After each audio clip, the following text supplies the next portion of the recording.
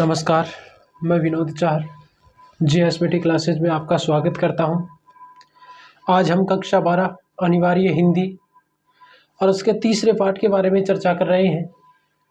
तीसरा पाठ है कुंवर नारायण का। इसमें दो कविताएं हैं, जिनमें से पहली कविता है कविता के बहाने। तो जो पहली कविता है कविता के बहाने, उसके बारे में हम पढ़ेंगे, उसमें क्या कहा गया है।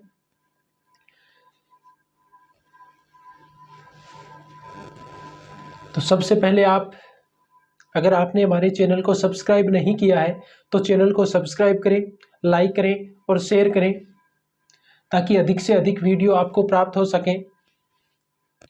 तो देखिए, इसमें कवि कुंवर नारायण है, उनकी जो कविता है कविता के बहाने, यानी कविता क्या है, कविता की स्थिति किस प्रकार की है, उसके बारे में बताया है। और एक तो चिड़िया है उसके माध्यम से बताया है, दूसरा उन्होंने फूलों के माध्यम से बताया है, और तीसरा बताया है बच्चों के माध्यम से। यानी तीन प्रकार से कि कविता क्या होती है, किस प्रकार से होती है, इसमें क्या क्या होता है। तो एक तो चिड़िया के माध्यम से, एक फूलों के माध्यम से, और एक छोटे जो बच्चे होते हैं उन बच्चों के खेल के माध्यम से बताया है। क्या कहते हैं कि कविता एक उड़ान है चिड़िया के बहाने। कविता एक उड़ान है चिड़िया के बहाने, यानी कविता को क्या बताया गया है, कविता को उड़ान बताया गया है। कविता को क्या बताया गया है, उड़ान बताया गया है। किसके बहाने, किसके समान, चिड़िया की उड़ान के समान। किसकी उड़ान के समान बताया गया है, चिड़िया की उड़ान के समान, चिड़िया के बहाने, यानी चिड़िया के उड़ने के बहाने से। कविता एक उड़ान है, कविता है वो भी क्या है, एक उड़ान है चिड़िया के बहाने, चिड़िया की उड़ान के बहाने।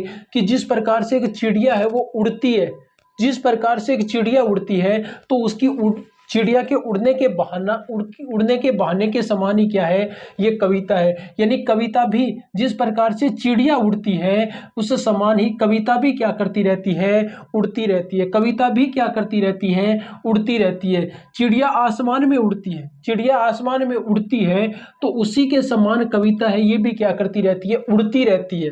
तो चिड़िया तो आसमान में उड़ती है, कविता कहाँ पर उड़ती है, लोगों में, लोगों के बीच उड़ती है। किस आधार पर उड़ती है, तो ये कल्पना के आधार पर उड़ती है। किस आधार पर उड़ती है, तो ये कल्पना के आधार पर उड़ती है।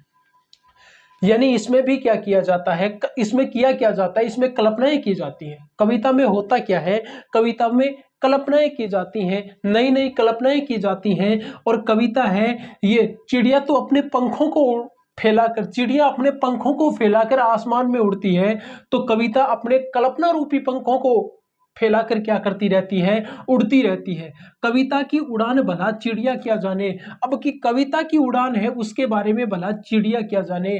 कि कविता की उड़ान है, उस कविता की उड़ान के बारे में कौन नहीं जानती है, चिड़िया नहीं जानती। कल्पना किस तरीके से कविता है वो किस तरीके से उड़ती है, कविता किस तरीके से उड़ती है, कविता की उड़ान को चिड़िया नहीं जानती है। कविता की उड़ान है उसको चिड़िया नहीं जानती है। क्यों नहीं जानती है, क्योंकि कविता है वो अलग तरीके से उड़ती है और चिड़िया अलग तरीके से उड़ती है। कविता अलग तरीके से उड़ती है, चिड़िया अलग तरीके से उड़ती है। इसलिए कविता की उड़ान है, उस कविता की उड़ान के बारे में चिड़िया नहीं जानती। कविता की उड़ान के बारे में चिड़िया नहीं जानती है। बाहर भीतर इस घर उस घर, बाहर भीतर, चिड़िया है जिस प्रकार से बाहर और भीतर उड़ती रहती है, चिड़िया है वो बाहर भीतर उड़ती रहती है। इस घर उस घर, एक घर से दूसरे घर, इस घर में उड़ती है, इस घर से दूसरे घर में, उस घर में उड़ जाती है। तो कविता जो चिड़िया है वो चिड़िया क्या करती है, घरों के बाहर घरों के भीतर, एक घर से दूसरे घर क्या करती रहती है, उड़ती रहती है। क्या करती रहती है, उड़ती रहती है, उड़ती रहती है। ठीक उसी प्रकार से ये जो कविता है ये भी क्या करती रहती है, उड़ती रहती है। कविता भी क्या करती रहती है, उड़ती रहती है। और कविता किस प्रकार से, कल्पना के सहारे। कविता किस रूप में उड़ती रहती है, कल्पना रूप में उड़ती रहती है। क्योंकि कविता में क्या होता है, कविता में कल्पना होती है। कविता में क्या होता है, कल्पना होती है। कविता में कल्पना की जाती है, कविता में कल्पना की जाती है। और कल्पना रूपी उड़ान ये लगातार भरती रहती है। कविता के पंख लगा उड़ने के माने, कविता के पंख लगाकर उड़ने के माने, यानी अर्थ। चिड़िया क्या जाने कि कविता है वो पंख लगाकर उड़ती है, तो उनके उड़ने का अर्थ भला चिड़िया क्या जाने, भला चिड़िया नहीं जानती है। कौन नहीं जानती है? चिड़िया नहीं जानती है। क्यों? क्योंकि चिड़िया तो क्या करती है, चिड़िया उड़ती है, कविता उड़ती है, लेकिन चिड़िया और कविता के उड़ने में अंतर होता है। क्यों अंतर होता है? क्योंकि चिड़िया अपने पंखों को फैलाकर क्या करती रहती है, आसमान की जो निश्चित ऊंचाई है, उनकी जो निश्चित सीमा है, उस निश्चित सीमा तक ही उसकी उड़ान है। निश्चित सीमा, उसकी उड़ान की एक निश्चित सीमा है, उससे आगे नहीं उड़ सकती है, वो उससे आगे नहीं उड़ सकती है। बल्कि जो ये कविता है, ये कविता है, ये कल्पना रूपी पंख लगाकर उड़ेगी। कल्पना रूपी पंख लगाकर क्या करेगी? उड़ेगी। तो उसके उड़ने का अर्थ ये नहीं जानती है। क्यों? क्योंकि ये तो कल्पना के आधार पर उड़ती है, और इसकी कल्पना के आधार पर जब उड़ती है तो कल्पनाओं की कोई निश्चित सीमा नहीं होती है। कल्पनाओं की निश्चित सीमा नहीं होती है, यानी ये जो कविता है, इसकी उड़ने की कोई निश्चित सीमा नहीं है, बल्कि ये कहीं तक भी उड़ सकती है। कैसे भी उड़ सकती है, कहीं तक भी उड़ सकती है, ये कहीं पर भी जा सकती है, ये कहीं पर भी जा सकती है। तो इसलिए कहा गया है कि जो ये कविता है, इसकी उड़ान है वो भला चिड़िया क्या जाने। कविता की उड़ान है वो उसको चिड़िया नहीं जान सकती। कविता की उड़ान और चिड़िया की उड़ान है वो एक दूसरे से अलग अलग है। कविता की उड़ान है उसकी निश्चित सीमा नहीं है, और जो चिड़िया की उड़ान है उसकी निश्चित सीमा होती है। आगे कवि क्या कह रहे हैं, फूलों के माध्यम से बता रहे हैं, कविता एक खिलना है फूलों के बहाने। कविता एक खिलना है, खिलती है किसके बहाने? फूलों के बहाने। कविता भी फूलों की तरह खिलती है। कविता भी क्या करती है? फूलों की तरह खिलती है। जब फूल खिलते हैं, जब फूल खिलते हैं तो फूलों के खिलने से क्या होता है? सुगंध फैलती है। सुगंध फैलती है, वातावरण है वो खुशनुमा हो जाता है। तो जब कविता की सुगंध फैलती है, कविता भी क्या करती है? कविता भी खिलती है। और जब कविता खिलती है तो उसकी जो सुगंध फैलती है, तो इसकी सुगंध फैलने से भी क्या होता है? जो वातावरण होता है वो खुशनुमा हो जाता है। क्या होता है? वातावरण खुशनुमा हो जाता है। कविता का खिलना भला फूल क्या जाने। कविता का खिलना, कविता किस प्रकार से खिलती है, कविता का जो खिलना है, इस कविता के खिलने के बारे में कौन नहीं जानते हैं? फूल नहीं जानते हैं। क्योंकि कविता का खिलना अलग रूप में है और फूलों का खिलना अलग रूप में। क्यों है? क्योंकि देखो, फूल एक बार खिलते हैं, फूल खिलते हैं तो खिलने के बाद में क्या होता है? ये मुरझा जाते हैं। फूल खिलते हैं तो खिलने के बाद में निश्चित समय में ये क्या होंगे? मुरझाएंगे। भाई सुबह के समय फूल खिले हैं तो निश्चित है कि शाम के समय जब सूर्यास्त होगा तब ये फूल मुरझा जाएंगे। लेकिन कविता एक बार खिल जाएगी, लेकिन ये कविता है, ये जब एक बार खिल जाएगी तो खिलने के बाद में ये मुरझाएगी नहीं। खिलने के बाद में ये मुरझाएगी नहीं, ये हमेशा खिलती रहेगी। तो कविता का खिलना, कविता किस प्रकार से खिलती है, इसके बारे में भला फूल क्या जाने। इसके बारे में फूल नहीं जानते हैं। कविता और फूल के खिलने में अंतर होता है। बाहर भीतर इस घर उस घर, बिना मुरझाए महकने के माने फूल क्या जाने।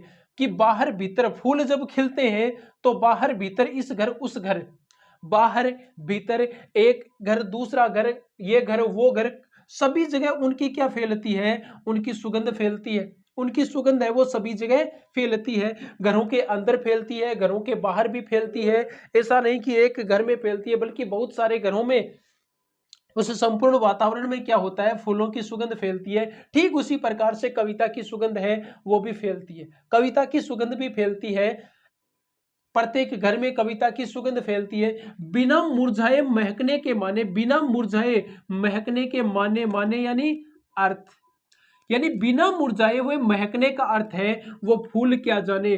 बिना मुरझाए हुए अपनी चमक बिखेरने का जो अर्थ है वह भला फूल क्या जाने। फूल नहीं जान सकते। क्यों? क्योंकि फूल तो मुरझाएंगे, फूल तो मुरझाएंगे, लेकिन कविता कभी मुरझाएगी नहीं। तो बिना मुरझाए, बिना एक बार खिलने के बाद में बिना मुरझाए हुए महकना, हमेशा अपनी खुशबू, हमेशा अपनी सुगंध बिखेरना, इसका अर्थ भला फूल क्या जाने। फूल नहीं जान सकते। क्यों? क्योंकि फूल तो एक बार खिलने के बाद में क्या होंगे, मुरझाएंगे। एक बार खिले हैं तो उसके बाद में ये भी निश्चित है कि वो मुरझाएंगे, लेकिन कविता एक बार खिलने के बाद में मुरझाएगी नहीं। तो बिना मुरझाए हुए लगातार अपनी चमक बिखेरना, बिना मुरझाए हुए लगातार महकते रहना, ये भला फूल नहीं जान सकते, फूल क्या जाने फूल नहीं जान सकते। ये तो कौन जानता है, ये तो कविता जानती है, जो एक बार खिलने के बाद में हमेशा क्या करती रहती है, महकती रहती है। कविता एक खेल है बच्चों के बहाने, कि कविता एक खेल है, कविता भी एक खेल है बच्चों के बहाने, बच्चों के समान, कि बच्चों, छोटे बच्चों का जो खेल होता है, छोटे बच्चों का जो खेल होता है, उस खेल के समान ही क्या है, कविता। कविता भी एक खेल है, कविता भी एक खेल है, किसके समान, छोटे बच्चों के खेल के समान, कि जिस प्रकार से छोटे बच्चे खेलते रहते हैं, छोटे बच्चे खेलते हैं तो वो नई नई कल्पनाएं करते रहते हैं।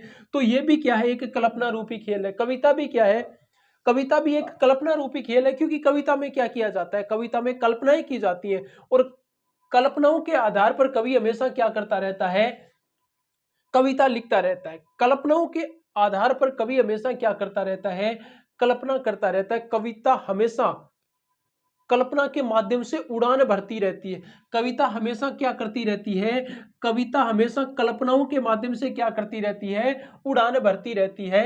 तो ये बच्चों के खेल के समान इसको बताया गया है। किसके समान बता दिया गया है, बच्चों के खेल के समान। तो कवि कह रहे हैं कि कविता है वो भी एक खेल है, जो छोटे बच्चे होते हैं उन छोटे बच्चों के खेल के समान है।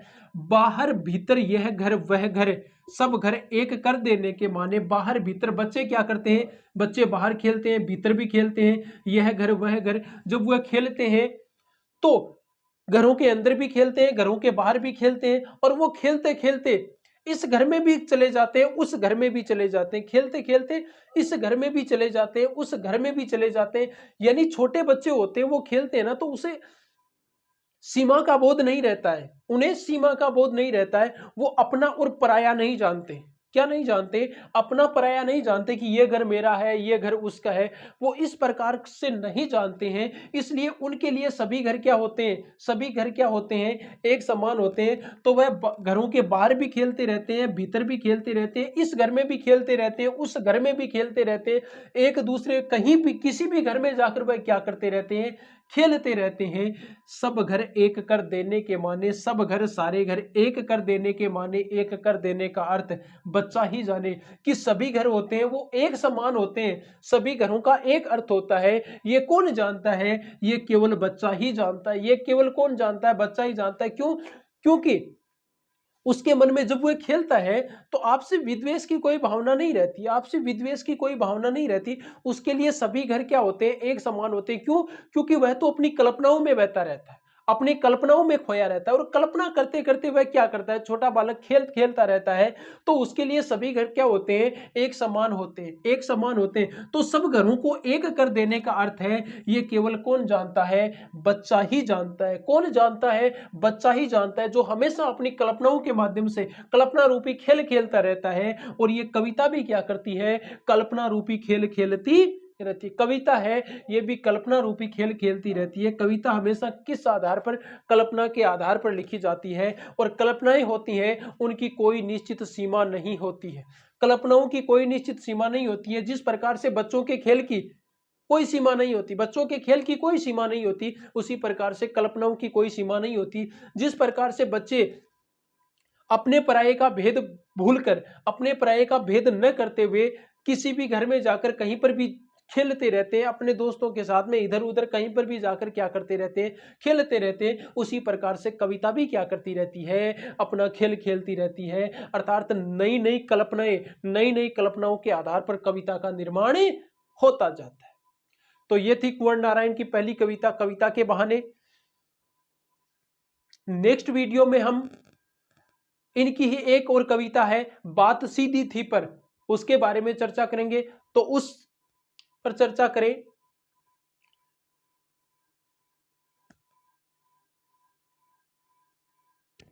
उसके बारे में हम चर्चा नेक्स्ट वीडियो में करेंगे, अगले वीडियो में करेंगे। और उस वीडियो को प्राप्त करने के लिए आप सबसे पहले हमारे चैनल JSBT क्लासेस को सब्सक्राइब कर दीजिए, लाइक कर दीजिए और शेयर कर दीजिए। Thank you.